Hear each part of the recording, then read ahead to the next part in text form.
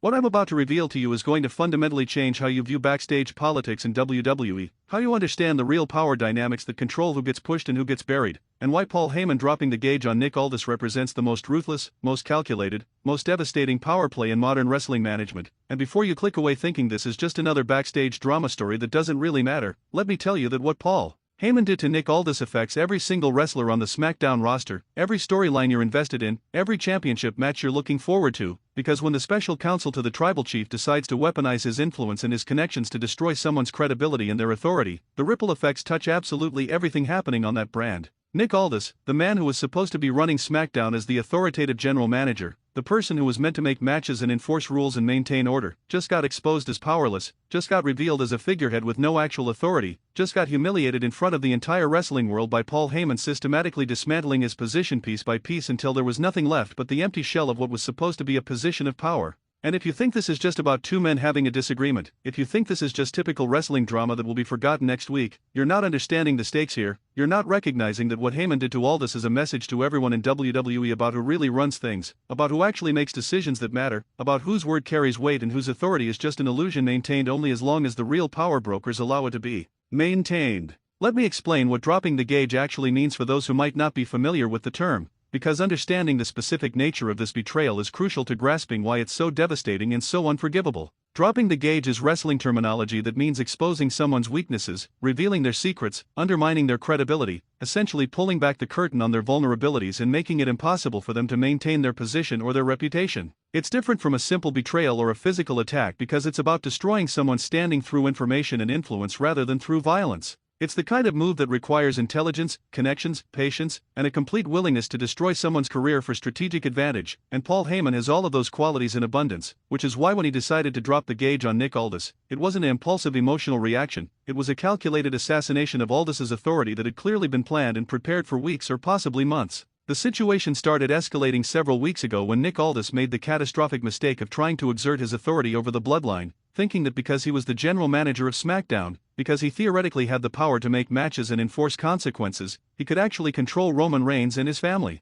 Aldis started making decisions that the bloodline didn't approve of, booking Roman in matches without consulting Paul Heyman first, trying to strip the Usos of opportunities they felt they'd earned, generally attempting to prove that management still had power over even the most dominant faction in WWE history. And Paul Heyman, being the master strategist that he is, didn't immediately respond with obvious confrontation or public conflict. Instead, he smiled, he nodded, he appeared to go along with Aldis's decisions while simultaneously working behind the scenes to undermine everything Aldis was trying to build, gathering information about Aldis's vulnerabilities, identifying the pressure points that could be exploited, building alliances with other people in power who could be convinced that Aldis was a problem that needed to be eliminated. What makes Paul Heyman so dangerous in these situations is that he understands power dynamics better than almost anyone in professional wrestling history. He's been in this business for decades, he's worked with everyone from ECW originals to WWE main eventers, he's seen management structures come and go, he's watched countless authority figures rise and fall, and he's developed an instinctive understanding of how power actually works versus how it appears to work. Heyman recognized immediately that Nick Aldis's authority was contingent, that it existed only as long as the real decision-makers in WWE, people like Triple H and the executive leadership, believed that Aldis was effectively managing the brand and keeping talent happy. If Heyman could demonstrate that Aldis was creating problems rather than solving them, that Aldis was generating conflict rather than maintaining order, that Aldis was making SmackDown harder to manage rather than easier, then Aldis's position would evaporate regardless of his official title or his theoretical authority. So Heyman started systematically undermining Aldis in ways that were subtle enough that Aldis didn't immediately recognize what was happening but effective enough that the damage was accumulating rapidly. First, Heyman started having private conversations with other top stars on the SmackDown roster, planting seeds of doubt about Aldis's competence, sharing stories about decisions Aldis had made that negatively affected other wrestlers, encouraging people to start questioning whether Aldis really had their best interests in mind or was just trying to prove his own importance. Then Heyman started working his connections with backstage producers and creative team members, subtly suggesting that Aldis was making their jobs more difficult, that his insistence on being involved in every decision was slowing down the creative process, that SmackDown would run more smoothly if Aldis had less authority rather than more. And throughout all of this, Heyman maintained his public persona of being respectful toward Aldis, never directly challenging him in front of cameras, always appearing to defer to his authority while privately destroying the foundation that authority rested on. The breaking point came during last week's SmackDown when Nick Aldis made the decision to suspend Jimmy USO for attacking an official, thinking this would demonstrate that even members of the bloodline had to follow the rules, that his authority extended to everyone regardless of their position or their connections. It was a reasonable decision from a kayfabe perspective, exactly the kind of thing a general manager should do to maintain order and credibility. But it was also a massive strategic mistake because it gave Paul Heyman the opening he'd been waiting for to deliver the killing blow. Heyman requested a meeting with Nick Aldis in his office, ostensibly to discuss the suspension and negotiate some kind of compromise, and Aldis, perhaps thinking he'd finally established his dominance over the bloodline, agreed to the meeting, probably expecting Heyman to come in and argue for leniency or make appeals about family loyalty. Instead, Paul Heyman walked into that office with a folder full of documentation, and what he did over the next 15 minutes was one of the most brutal displays of political warfare ever witnessed in WWE.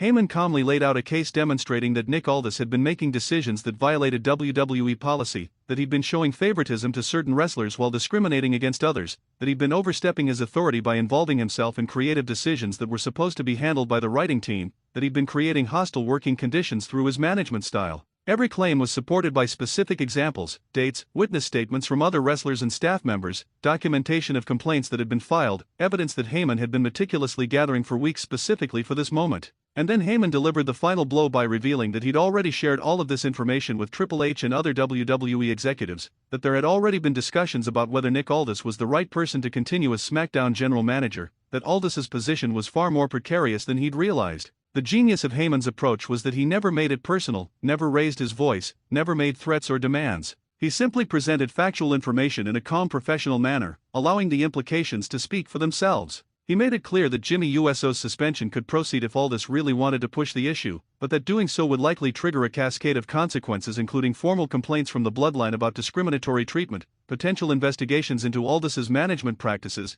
and increased scrutiny from WWE leadership about whether Aldis was creating more problems than he was solving. Heyman gave Aldis a choice: back down from the suspension, acknowledge that the bloodline deserves special consideration given their importance to SmackDown's success, and accept that his authority has limits, or continue down the current path and risk losing his position entirely when WWE executives decide he's become a liability. Nick Aldis, to his credit, tried to stand his ground initially, arguing that principles mattered more than politics, that rules had to apply to everyone equally, that he couldn't compromise his integrity just because Paul Heyman had gathered some complaints and documentation. But you could see in his face that he understood the reality of his situation, that he recognized Heyman had outmaneuvered him completely, that fighting this battle would cost him everything while surrendering would at least allow him to maintain his position even if that position was now revealed to be far weaker than anyone had believed. The conversation ended with Aldis agreeing to reconsider the suspension, which everyone understood meant that Jimmy Uso would be back on SmackDown the following week with no consequences, and Paul Heyman walking out of that office having decisively established that the bloodline answers to no authority except their own. The fallout from this confrontation has been absolutely devastating for Nick Aldis's credibility and authority. Word spread immediately throughout the locker room about what had happened, about how Heyman had walked into Aldis's office and systematically dismantled his position until Aldis had no choice but to back down. Wrestlers who had been respecting Aldis's authority and following his directives now understand that his power is illusory, that he can be overruled by anyone with enough influence and connections, that his decisions only stand as long as they don't conflict with what the real power brokers want. The SmackDown roster has essentially become ungovernable because if the bloodline doesn't have to follow the rules, why should anyone else? If Paul Heyman can walk in and force the general manager to reverse his decisions through political maneuvering, what's to stop other wrestlers from doing the same thing? The entire authority structure that's supposed to maintain order and provide storytelling framework has collapsed, and Nick Aldis is now just a figurehead reading scripted announcements with no actual power to enforce anything. What makes this situation particularly infuriating for anyone who values meritocracy and fair play in professional wrestling is watching someone like Paul Heyman, who already has enormous influence through his association with Roman Reigns, using that influence to accumulate even more power at the expense of someone who was just trying to do their job. Nick Aldis wasn't some corrupt authority figure abusing his position for personal gain, he wasn't playing favorites or making arbitrary decisions based on personal relationships, he was legitimately trying to manage SmackDown in a way that was fair and consistent and maintained the integrity of the rules that are supposed to govern competition. And for having the audacity to think that rules should apply to everyone equally, for believing that authority position should mean something, for trying to establish that even the bloodline has to operate within certain boundaries, he got politically destroyed by someone with better connections and fewer scruples about using those connections to get what they want. The broader implications for SmackDown going forward are terrifying because now there's effectively no check on the bloodline's behavior, no authority figure who can realistically enforce consequences when they cross lines or break rules. Roman Reigns already operates with almost complete autonomy, making decisions about who he'll face and when he'll defend championships based entirely on his own preferences rather than any kind of management directive. The Usos do whatever they want, knowing that even when they're supposedly suspended or punished, Paul Heyman will make those consequences disappear through backstage maneuvering. Solo Sikoa can attack whoever he wants with no fear of suspension or fines because everyone now understands that Nick Aldis can't actually enforce any punishment that the bloodline objects to. The entire power structure of SmackDown has been exposed as a facade, and the inmates are now running the asylum because the person who was supposed to maintain order has been revealed as powerless. Paul Heyman's reputation as the most dangerous non-wrestler in WWE has been reinforced dramatically by this situation because he's demonstrated once again that he can destroy careers and undermine authority figures without ever throwing a punch or cutting an aggressive promo. His weapons are information, connections, timing, and a complete understanding of how organizational politics work. He's the kind of operator who plays chess while everyone else is playing checkers, who's thinking 5 moves ahead while his opponents are still trying to figure out the current board position, who accumulates small advantages over time until suddenly he's in an unassailable position and his enemies realize too late that they've already lost. Nick Aldis is just the latest casualty in a career full of people who underestimated Paul Heyman's willingness and ability to destroy anyone who threatens his interests or the interests of the people he represents. The reaction from other wrestlers has been mixed but largely reflects an understanding that what happened to Nick Aldis could happen to any of them if they get on Paul Heyman's bad side. Some veterans who've dealt with Heyman before are not surprised at all. They've seen him operate like this throughout his career. They know that he's always been someone who thrives in the political arena and who's willing to use any advantage to achieve his objectives. Younger wrestlers are taking notes, learning lessons about how power actually works in WWE, understanding that sometimes the most important battles happen in offices and hallways rather than in rings. And everyone is recalculating their relationship with the bloodline, understanding that opposing them doesn't just mean dealing with their physical dominance in matches but also dealing with Paul Heyman's political machinations backstage that can undermine your position and destroy your opportunities even if you're winning matches in the ring. From a storytelling perspective, this creates interesting opportunities for future angles because now you can build storylines around wrestlers who refuse to accept the bloodline's complete dominance, who are willing to risk Paul Heyman's political warfare to stand up for principles like fair competition and equal treatment. You could have a faction of wrestlers band together specifically to counteract the bloodline's political influence, creating a power base that can resist Heyman's manipulations through strength of numbers. You could have someone from WWE corporate come in as a new authority figure specifically tasked with reigning in the bloodline, someone with enough backing from top executives that even Paul Heyman's influence can't touch them. You could have Nick Aldis undergo a character transformation where he stops trying to be a fair authority figure and instead becomes ruthless and political himself, learning from his defeat and coming back with his own network of allies and information that allows him to fight fire with fire. The fan reaction to this storyline has been fascinating because it reveals deep divisions in how people think wrestling authority figures should work. Some fans love seeing Paul Heyman outsmart and outmaneuver Nick Aldis because they appreciate the political intrigue and the demonstration of Heyman's intelligence and strategic thinking. They see this as compelling television that adds layers to the storytelling beyond simple physical confrontations. Other fans are frustrated and angry because they feel like authority figures need to have credibility and power for wrestling storylines to make sense, that if management can just be pushed around by wrestlers and their managers then nothing matters and there are no stakes to rule-breaking or controversial actions. There's legitimate debate about whether WWE has gone too far in undermining Nick Aldis, whether they've damaged the general manager role beyond repair, whether SmackDown can function as a coherent show when there's no authority structure that anyone respects or fears. What's particularly clever about how Paul Heyman executed this destruction of Nick Aldis is that he did it in a way that's difficult to counter or reverse without looking weak. If WWE management steps in now and restores Aldis's authority, it looks like they're overruling the bloodline specifically to save face for their general manager, which undermines the bloodline's credibility and makes the entire situation look staged and artificial. If they don't step in, then Aldis continues to be a powerless figurehead and the authority structure on SmackDown remains essentially non-existent. If they replace Aldis with someone new, it looks like they're admitting that Heyman was right about Aldis being ineffective, which only reinforces Heyman's power and influence. Every possible response to this situation has negative consequences, which is exactly how Heyman planned it, creating a scenario where he wins regardless of how WWE chooses to proceed. The historical parallel that keeps coming to mind is Heyman's relationship with Brock Lesnar and how he used similar tactics over the years to ensure that Lesnar had maximum leverage and minimum accountability in his dealings with WWE.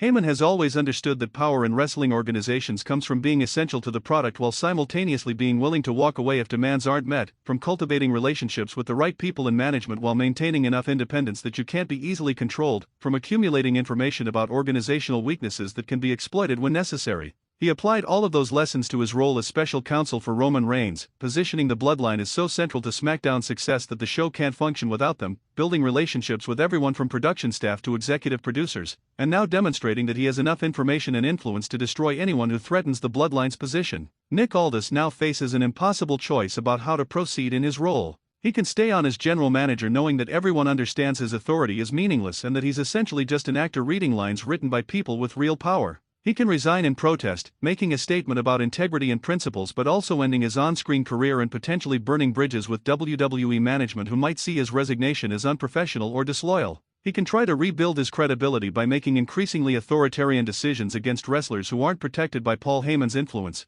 but that path leads to becoming the kind of corrupt authority figure he was trying to avoid being in the first place. Or he can embrace his powerlessness and turn it into a character trait, becoming a sympathetic figure who everyone understands is trying his best but is constantly undermined by forces beyond his control, though that risks making him look pathetic rather than sympathetic. The message that Paul Heyman has sent with this political assassination is clear and it's terrifying. The bloodline is untouchable, their special counsel has more power than official authority figures, and anyone who tries to constrain or control them will be systematically destroyed through means they never saw coming and can't effectively counter. That message creates an atmosphere of fear and capitulation that's exactly what Heyman wants because it means the bloodline can operate with complete freedom, pursuing their objectives without worrying about management interference or rules enforcement. It's brilliant strategy from Heyman's perspective, securing maximum advantage for his clients and solidifying his own position as an indispensable power broker in WWE's political landscape. What happens next will determine whether this angle becomes a legendary storyline about power and politics in wrestling or whether it becomes a cautionary tale about undermining authority figures to the point where storytelling becomes incoherent.